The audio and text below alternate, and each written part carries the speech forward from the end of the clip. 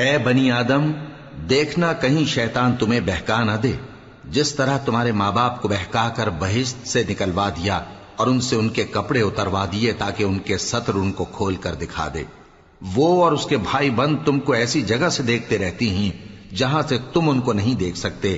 ہم نے شیطانوں کو انہی لوگوں کا رفیق بنایا ہے جو ایمان نہیں رکھتے۔ اور یہ لوگ جب کوئی بے حیائی کا کام کرتے ہیں تو کہتے ہیں کہ ہم نے اپنے بزرگوں کو اسی طرح کرتے دیکھا ہے، اور اللہ نے بھی ہم کو یہی حکم دیا ہے۔ کہہ دو کہ اللہ بے حیائی کے کام کرنے کا تو حکم نہیں دیتا۔ کیا تم اللہ کی نسبت ایسی بات کہتے ہو جس کا تمہیں علم نہیں؟ کہہ دو کہ میرے پروردگار نے تو انصاف کرنے کا حکم دیا ہے، اور یہ کہ ہر نماز کے وقت سیدھا قبلے کی طرف رخ کیا کرو اور صرف اسی کی عبادت کرو اور اسی کو پکارو۔ اس نے جس طرح تم کو ابتدا میں پیدا کیا تھا اسی طرح تم پھر پیدا ہوگے۔ ایک فریق کو تو اس نے ہدایت دی اور ایک فریق پر گمراہی ثابت ہو چکی۔ ان لوگوں نے اللہ کو چھوڑ کر شیطانوں کو رفیق بنا لیا اور سمجھتے یہ ہیں کہ ہدایت یاب ہیں۔ اے بنی آدم، ہر نماز کے وقت اپنے آپ کو مزین کیا کرو، اور کھاؤ اور پیو اور بیجا نہ اڑاؤ کہ اللہ بیجا اڑانے والوں کو دوست نہیں رکھتا۔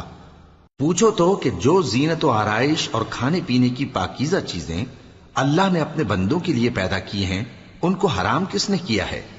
کہہ دو کہ یہ چیزیں دنیا کی زندگی میں بھی ایمان والوں کے لیے ہیں اور قیامت کے دن صرف انہی کا حصہ ہوں گی۔ اسی طرح اللہ اپنی آیتیں سمجھنے والوں کے لیے کھول کھول کر بیان فرماتا ہے۔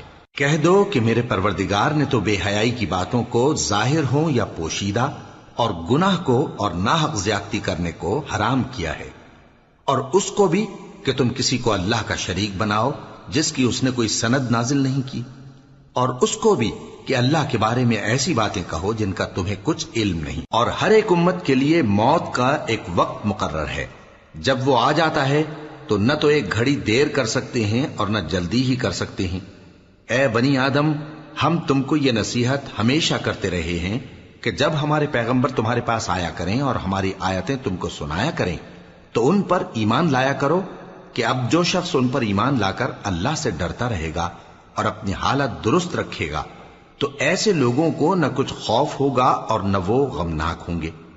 اور جنہوں نے ہماری آیتوں کو جھٹلایا اور ان سے سرتابی کی وہی دوزخی ہیں کہ ہمیشہ اس میں جلتے رہیں گے۔ پس اس سے زیادہ ظالم کون جو اللہ پر جھوٹ باندھے یا اس کی آیتوں کو جھٹلائے؟ ان کو ان کے نصیب کا لکھا ملتا ہی رہے گا، یہاں تک کہ جب ان کے پاس ہمارے بھیجے ہوئے فرشتے جان نکالنے آئیں گے تو کہیں گے کہ جن کو تم اللہ کے سوا پکارا کرتے تھے وہ اب کہاں ہیں؟ وہ کہیں گے کہ وہ ہم سے گم ہو گئے، اور اقرار کریں گے کہ بے شک وہ کافر تھے۔ تو اللہ فرمائے گا کہ جنوں اور انسانوں کی جو جماعتیں تم سے پہلے ہو گزری ہیں انہی کے ساتھ تم بھی داخل جہنم ہو جاؤ۔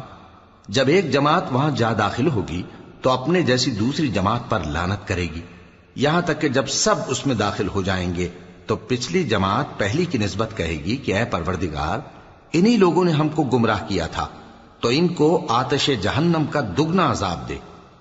اللہ فرمائے گا کہ تم سب کو دگنا عذاب دیا جائے گا مگر تم نہیں جانتے۔ اور پہلی جماعت پچھلی سے کہے گی کہ تم کو ہم پر کچھ بھی فضیلت نہ ہوئی، تو جو عمل تم کیا کرتے تھے اس کے بدلے میں عذاب کے مزے چکھو۔